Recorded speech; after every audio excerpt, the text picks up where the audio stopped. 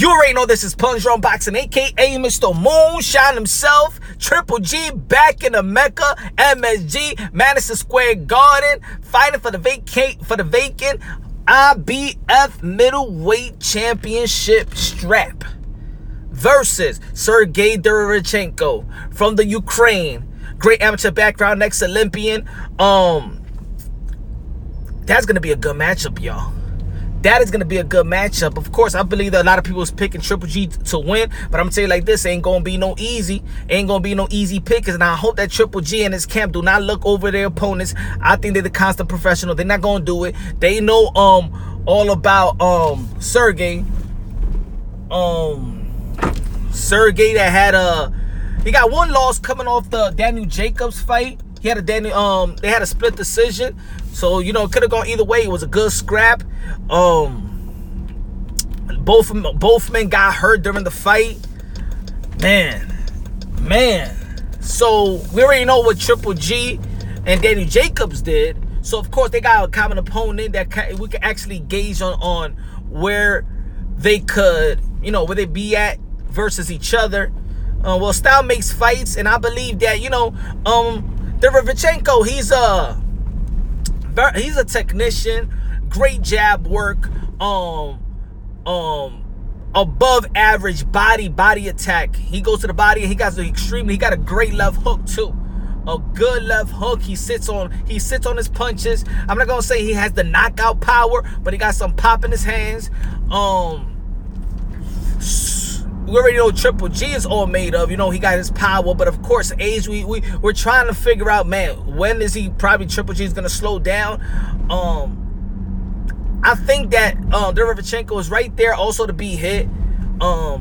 He got decent defense, but he's flat-footed, and I think when movement gives Triple G problems, Daniel Jacobs, Canelo Alvarez, when he started to move, gives him a little bit of problems.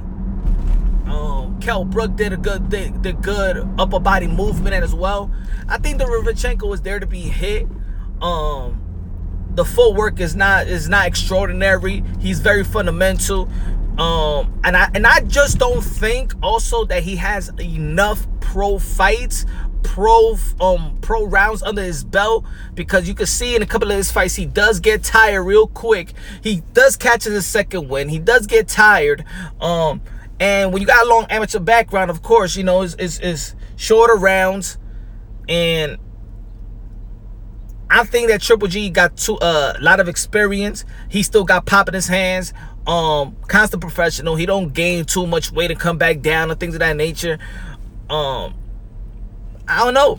I think it's gonna be a good fight. I think Triple G is gonna come out to win, but I'm saying like this is gonna go a whole 12 round. I don't think that Canelo's gonna stop Sergey. I think it'll be very impressive if he does. I think it's gonna go a whole 12 round. I got probably a majority decision on it. You never know, because it's not like Triple G is gaining speed, gaining power. Triple G is also there to be hit. We see he's there to be hit. I think his defense is kind of slipping a little bit. He had good footwork. I think Triple G is starting off a little slower now than before.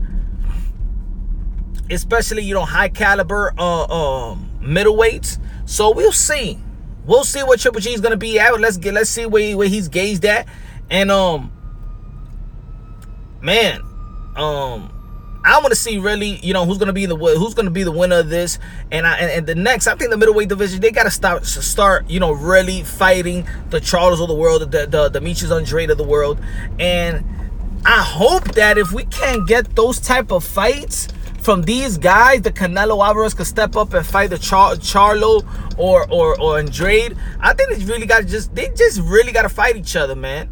They gotta stop waiting on these guys, the Triple G and the Canelos of the world, and Andrade and Charlo gotta really just fight each other, man. Cross promote, do whatever you gotta do, but you gotta make it happen.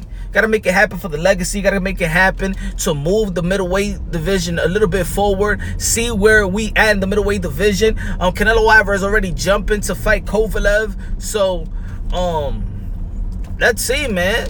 The 168-pound division is doing good too. We got Billy Joe Saunders gonna be out there. as well. We got Caleb Plant. We got David Benavidez that just got his strap back. Man, the 160-pound division is looking good. It's looking good. Let's see what Triple G, and let's see if Sergey Kovalev could upset. You already know this. 2019, the year of the upset. I won't be surprised if Sergey comes out with the win. I won't be surprised at that at this stage of Triple G's career. And sometimes when you don't got the Canelo Alvarez down the line, you be like, damn, man, Triple G probably signed to the zone and all that stuff to get the Canelo fight, and I might not get it. They're talking about that he might not get the fight, and it'll probably, you don't know, that probably the mental aspect might tune in, may sunk in and be like, you know what, damn, man, it took the hunger out of me to go into this camp because I'm looking forward, probably look at my past opponent because I want that Canelo fight. And I think that Triple G is fighting just more than just the IBF vacant title. He's fighting to get that fight, get that other mega fight, get the trilogy with Canelo Alvarez. We could see that Sergey could put a stop to it. And maybe Sergey could actually make a statement, because of course I know that Golden Boy didn't want to face him, and maybe once he get the strap, maybe he could entice a Canelo Alvarez to come. Maybe he needs a good performance. Maybe he needs a stoppage. I believe Sergey, he does the capability. He got the capability to stop him. He got great body work. Triple G is there to be hit. Let's see what's gonna happen, man. It's gonna be a good fight. Tune in. You already know this is Punch Drunk Boxing. Let me know if you agree or disagree. I got Triple G probably winning in a majority decision. It's going to whole 12 round in my opinion. I don't think it's gonna be no stoppage in this one. Two top level middleweights. Let's see what's gonna happen. You already know, subscribe to the channel, like the video, support your boy. On to the next, baby.